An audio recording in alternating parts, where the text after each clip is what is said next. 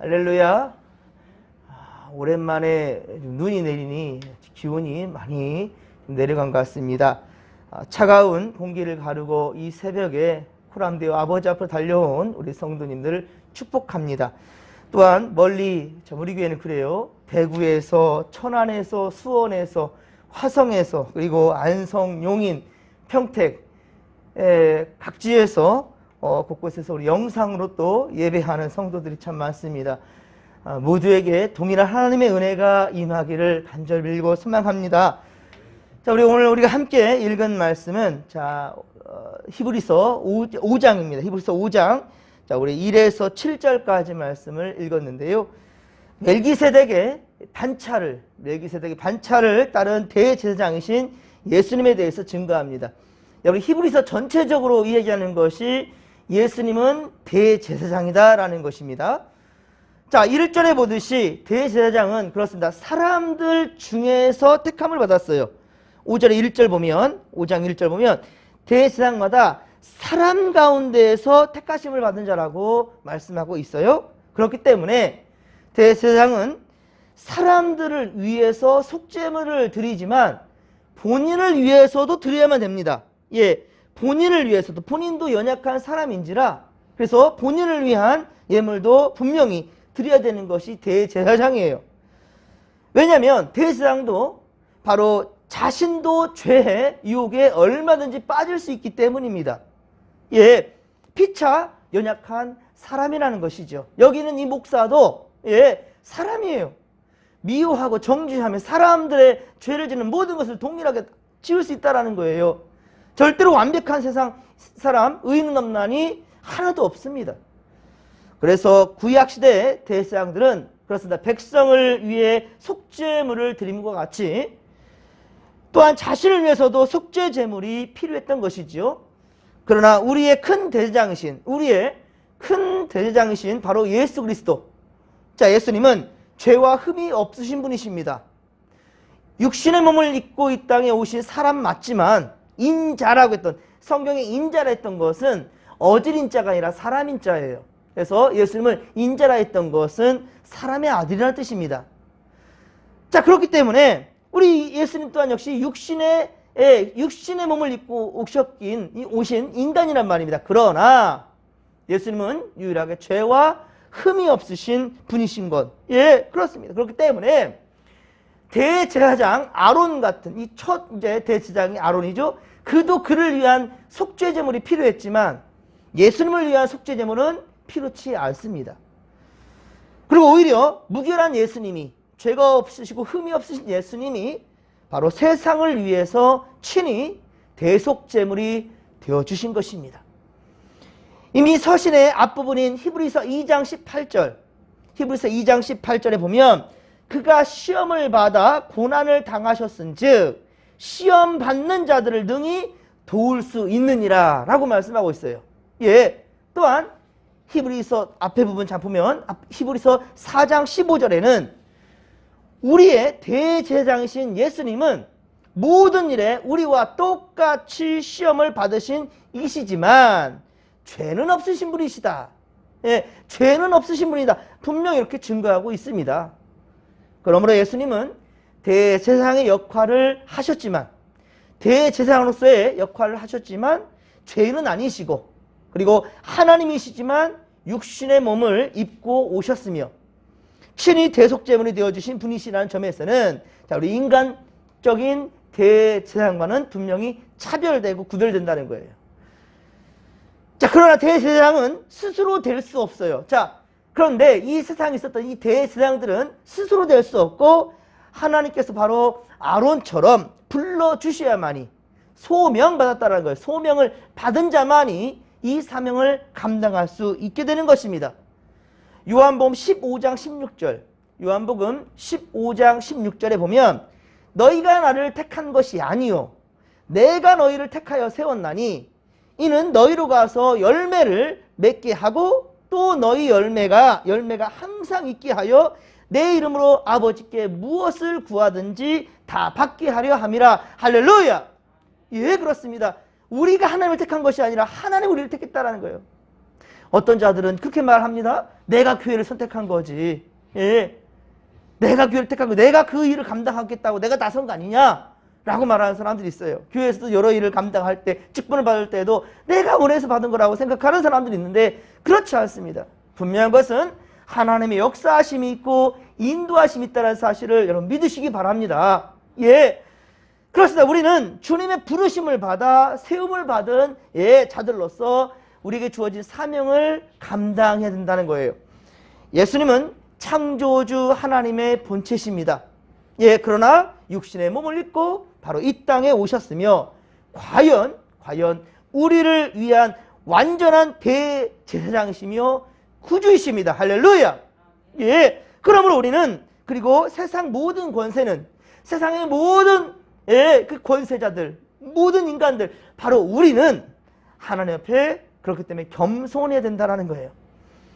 그러나 예수님은 요한복음 10장 17, 18절에 또한 말씀하십니다.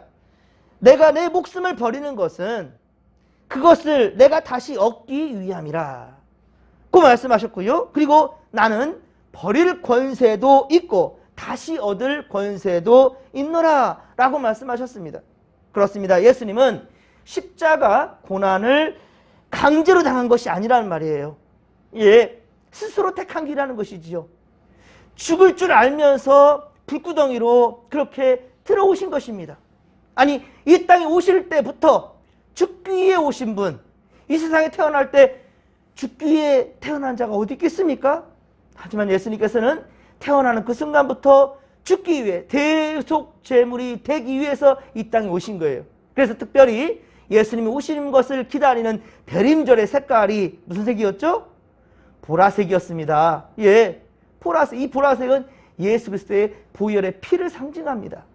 사순절에 또한 역시 예수님을 죽으심을 또 우리가 안타까워하며 이 사순절 40일 동안에 우리가 시간을 보내지 않습니까? 그때의 색깔도 대림절의 색깔과 같은 보라색이란 말입니다. 예, 그러니까 죽기 위해 이 땅에 오신 예수 그리스도, 그분은 강제로 고난을 당하시고 죽음을 당한 것이 아니라 스스로 그 목숨을 버리신 거예요. 하지만 예수님은 어떻습니까? 철저하게 자신을 낮추셨습니다. 예, 죽기까지 낮추시고 복종하신 분 예수 그리스도이십니다. 그래서 마태복음 20장 28절에 주님 말씀하십니다. 인자에 온 것은, 여기 인자라는 말이 사람 인자의 아들 자자입니다. 사람의 아들이라는 거예요. 인자가 온 것은, 주님이 이 땅에 오신 것은, 인간의 몸을 입고 이 땅에 오신 것은 섬김을 받으려 함이 아니라 도리어 섬기려 하고 자기 목숨을 많은 사람들의 대속물로 주려 하려 함이라. 아멘. 이리 말씀하셨어요. 그러나 5에서 6절, 오늘 본문 5에서 6절에 예수님에 대하여 말씀하시기를 너는 내 아들이라 하셨고 너는 또 영원히 멜기세덱의 반차를 따르는 그런 대제사장이라. 멜기세덱의 반차를 따르는 제사장이라고 이렇게 말씀합니다. 이는 10절에 한 번 더 반복하고 있어요. 10절에 한 번 더 반복되는데, 자, 이 말씀은 각각 시편 2편 7절, 시편 2편 7절과 시편 110편 4절, 시편 110편 4절의 말씀이 인용된 것으로서 멜기세덱의 반차를 따르는 제사장, 멜기세덱의 반차를 따르는 제사, 이 반차라는 말은요, 반열, 서열 이렇게 뜻합니다. 서열이나 반열, 반차. 그렇습니다. 그러면 멜기세덱이 누구인가? 멜기세덱의 그 서열을 따라서 예수님께서 대제사장이 되었다 하셨는데, 그러면 멜기세덱이 누군가? 자, 이 멜기세덱 창세기 14장에 등장합니다. 창세기 14장 18절에서 20절에 보면 의의 왕 샬롬이죠. 샬렘 왕, 즉 평강의 왕, 가장 높으신 하나님의 제사장이라 라고 멜기세덱을 소개하고 있습니다. 그리고 그는 제사장직을 가지고 아브라함을 축복하였는데요.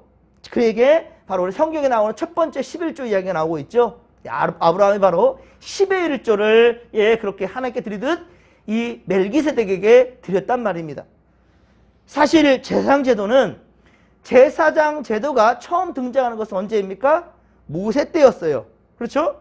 모세 때 애굽에서 출애굽하여 가나안에 들어가기 전에 세움받은 것이, 그래서 초대 대제사장이 누구입니까? 아론이라는 말이에요. 모세의 형이죠. 1대 제사장, 이 바로 아론이라는 말입니다. 하지만 멜기세덱은 어떻습니까? 이미 그 아론보다도 한참 앞에인 바로 아브라함 시대, 이미 650년 전 아브라함 때 멜기세덱에 있었던 것, 그 시대로 거슬러 올라간단 말입니다. 하지만 성경은 어떻습니까? 멜기세덱은 무슨 지파, 어떤 족속의 사람인지가 등장하지 않아요. 창세기 14장에 보면 멜기세덱이라는 사람이 등장하고, 그는 왕이고 살렘 왕이라 했거든요. 평화의 왕. 그리고 제사장이라고 그랬는데, 하나님의 제사장이라고 그랬는데, 그런데 그의 혈통이 나와 있지 않습니다. 레위인으로서 나오지 않아요. 하지만 하나님은 어떻습니까? 이 멜기세덱을 통하여서 예수 그리스도의 혈통을 잡아가겠다라고 하나님은 그 의지를 보여주신 거죠. 그렇기 때문에 오늘 보면 1절에 보면 이 제사장은 사람 가운데에 택함을 받았지만, 하지만 멜기세덱은 사람 가운데 택함 받은 자가 아니란 말입니다. 그런데 예수님은 어떻습니까? 제사장, 이 레위 지파 아론의 계보를 따라서 바로 대제사장이 된 것이 아니란 말입니다. 예수님은 이게 바로 아론의 그 줄기로 나온 것이 아니란 말이에요. 제사장이 바로 이 예수님께서 아론에 통하여서, 레위 지파 아론을 통하여서 나왔단다면 이것부터 틀렸죠. 예수님은 유다 지파에서 나왔잖아요. 그렇죠? 유다 지파에서 나왔단 말입니다. 그리고 그가 반차를 따른 멜기세덱은 아브라함 때부터였기 때문에, 바로 레위는 어떻습니까? 야곱의 아들이지 않습니까? 야곱은 누굽니까? 이삭의 아들이죠. 이삭은 누구예요? 아브라함의 아들이죠. 그러니까 아브라함 시대 때 멜기세덱이니까 이걸로는 말할 수가 없는 겁니다. 그리고 죄와 흠이 없는 바로 대제사장이었기 때문에 멜기세덱의 반차를 따랐으니 어떻습니까? 예수님은 무결하신, 그렇죠? 죄와 흠이 없으신 그러한 제사장이라는 뜻이 되는 거죠. 그래서 6절과 10절, 오늘 보면 6절과 10절에 보면 예수님은 아론이 아닌 멜기세덱의 반차를 따른 제사장이라고 그렇게 분명히 말씀하고 있는 것입니다. 자, 그러므로 예수님이 아브라함의 자손이며 유다 지파의 다윗 가문대에서 나오셨지만, 엄격히 말하면 예수님은요, 사실 엄격히 말한다면 아브라함과 다윗의 자손 예수 그리스도의 세계라 마태복음 1장 1절에 그렇게 분명히 명시하고 있지만, 그러나 예수님은요, 엄격히 말한다면 아브라함의 자손도 아닙니다. 여자의 후손이라고 되어 있어요. 예수님은. 왜 여자의 후손이라고 되어 있을까요? 남편의 DNA를 받은 것이 아니거든요. 성령으로 잉태하셨어요. 예수님께서는요. 때문에 엄격히 말한다면 아브라함의 자손이란 말도 틀린 거예요. 여자의 후손이다. 후손은 맞죠. 여자의 몸을 통해서 나왔으니까 예수님께서요. 생명은 여자의 몸에 남자의 씨를 받아 탄생하는 것이 자연 질서입니다. 생명의 질서예요. 그런데 예수님은 그리 태어나지 않았다는 거예요. 요셉의 씨를 받은 마리아의 몸에서 태어났다 한다면 예수님도 연약한, 바로 죄 많은 인간일 뿐이지요. 하지만 그렇지 않다는 것이죠. 예수님은 성령으로 잉태하셨습니다. 그러므로 예수님은 인간이시되 인간의 혈통으로 내려온 죄를 가지고 태어난 분이 아니란 말이지요. 거룩한 영이신 성령으로 바로 이 땅에 오신 분이 우리 예수 그리스도이십니다. 자, 그럼에도 예수님은 어떻습니까? 육신의 몸을 입고 이 땅에 오신 것은 틀림없는 사실입니다. 이것은 역사적으로도 거부할 수 없습니다. 예수님은 분명히 이 땅에 살아 계셨고, 그리고 인간의 몸을 입고 오신 분이 맞다는 거죠. 그렇기 때문에 우리처럼 예수님도요, 피곤하셔요. 예수님도 우리처럼 피곤하셨고, 배도 고프셨고, 그리고 태장을 맞고 십자가에 못 박혀 죽으시는, 달려 고통당하는 것 또한 역시 우리와 같았단 말입니다. 똑같은 고통을 느낀다는 말이에요. 사랑하는 제자, 제자 바로 나사로가 죽었을 때는 나사로야 나사로야 눈물까지 흘리신 분이 바로 예수님이십니다. 7절에 보듯이 예수님은 육체에 계실 때 분명한 한계에 갇혀있는 그 상태는 맞다라는 거예요. 그래서 죽음에서 능히 구원하실 이에게 심한 통곡과 눈물로 간구와 그렇게 소원을 올리셨다라고 성경에 기록하고 있죠. 그분의 희생으로, 그렇습니다. 그분의 희생으로 온 세상은 구원함을 받았고, 자, 다시 살 길이, 생명의 길이 열려지게 된 것이죠.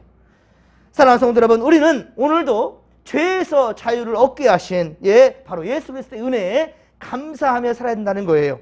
오늘도 우리를 의의 도구로 사용해 주시는, 오늘도 우리를 통해서 생명 살리는 역사가 계속해 이어지기를 원하시는 우리 주님의 뜻을 따라 오늘도 여러분들 언행에 조심하시고 항상 예수 그리스도의 향기를 내뿜을 줄 아는 믿음의 고속들 되기를 주님의 명간절에 축원합니다.